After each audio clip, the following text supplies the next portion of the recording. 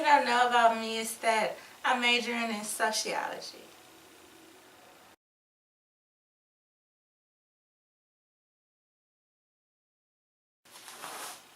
It's my life, it's my passion, it's my calling, it's my purpose. I've been through a lot of experiences and I like expressing them through writing.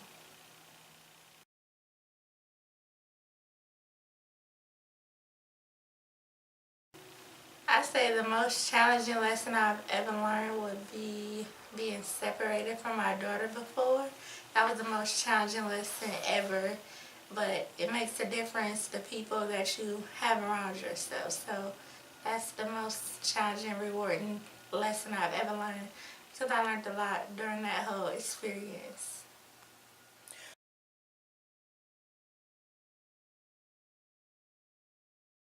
Something that was important, I say, was me deciding that I wanted to finally push my writing. The fact that I have a daughter, I'm a single mother, so it's a lot of the different stereotypes that you have to deal with. Being a woman, being a single mother too, it's like you got so much to prove, so writing is my way to do it.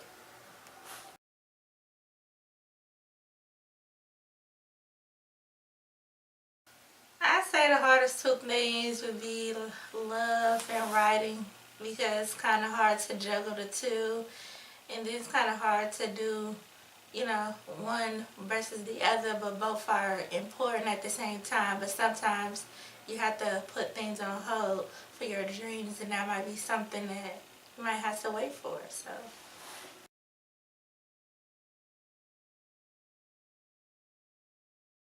Hard to be focused. It seems like it's hard for them to focus on both when it comes to me, but it's something that I gotta deal with because it seems like as I'm moving up, they're trying to drag me down because it's like, I don't know, maybe they feel like I'm gonna be a different type of person or something when I become famous or big, whatever, but I'm not. But it's just the point. They be taking me through all these different obstacles just because all I want to do is write and I'm pushing my writing. So that's why I say it's kind of hard to juggle the two because you got to deal with all this extra that you shouldn't even have to deal with. So it's like, if you're going to act like this, like, why are we together? But they only acting like this because of the writing and how quickly I'm moving and I'm being successful. But it still shouldn't have to deal with it. We should be able to be successful together.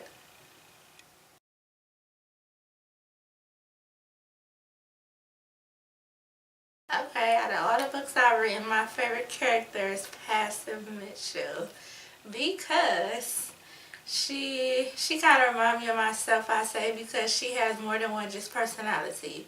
Then she like this sweet girl until stuff started happening to her. Then she evolved into another type of person. Basically, just because of the things that's been happening to her, and she just started to realize all these different things about life and people, even though you call yourself having, values and stuff like that. But when you go through life, sometimes they can get a little flawed.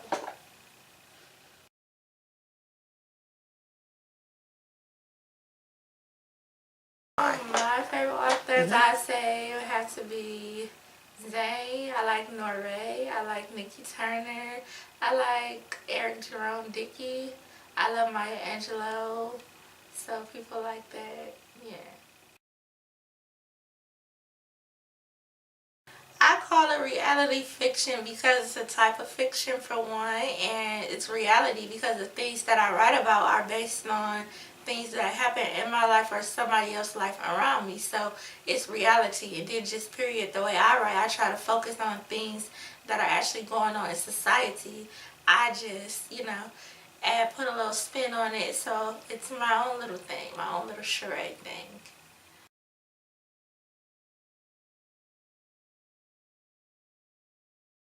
Well, for one, I write poetry too, so I decided to put poetry in my books, and that's definitely a piece of me because some of the poems that I've written are not even new.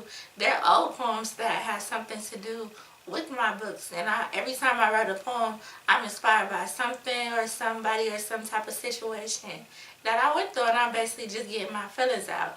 And then even with my characters, I just do different things, like maybe say take different characteristics from my own life and I put that into my own character, like Passive Mitchell, for example.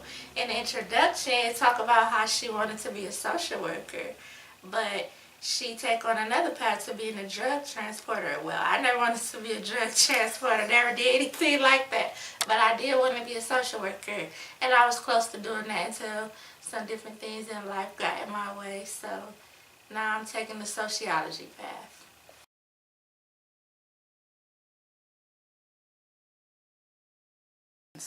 Because I base what I write on urban fiction. That's because when I first started writing, I was trying to get into, the publishing companies who already require you to write urban fiction. So that's the type of things urban fiction is about: sex, drugs, violence, all that stuff. So that was like the first book that I actually started that I was going to send to a major publishing company. Like, I was going to send that to someone. So that's why I came up with the drugs and all that. But personally, I just like to write about different things that go into life, whatever I'm inspired by. I don't want to just be writing about the same thing just because that type of urban fiction. That's why I rather start my own genre and call it reality fiction. Therefore, it could be based on anything that has to do with reality, not just urban fiction or drugs or sex or whatever.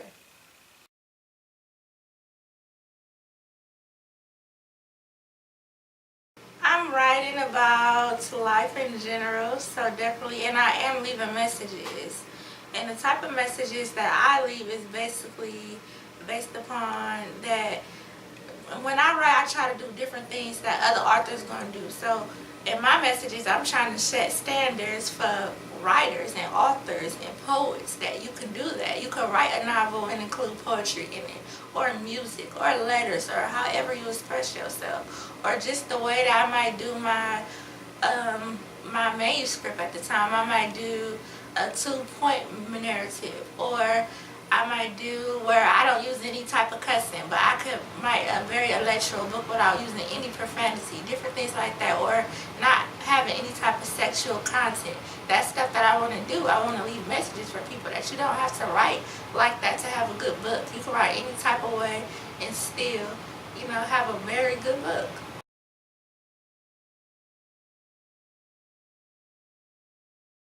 Okay, I have a few different ways. One of them is music. That's one way. That's how I came up with Another Shady Mission. I actually was listening to Keisha Cole and Tupac play your cards right, and then Tupac goes on to rapping about Another Shady Mission.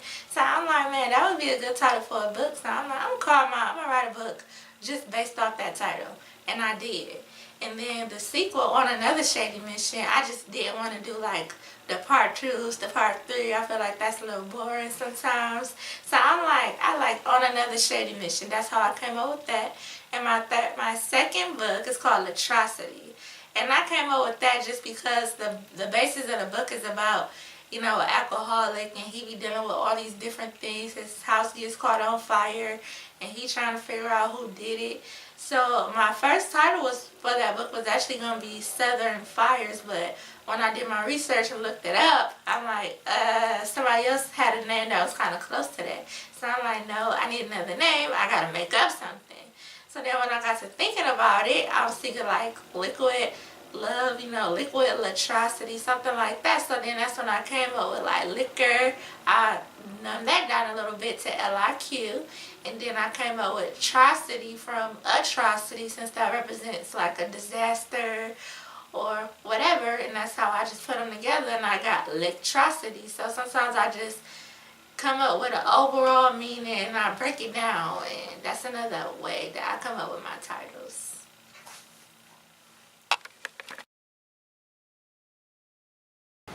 I say writing is my passion, period.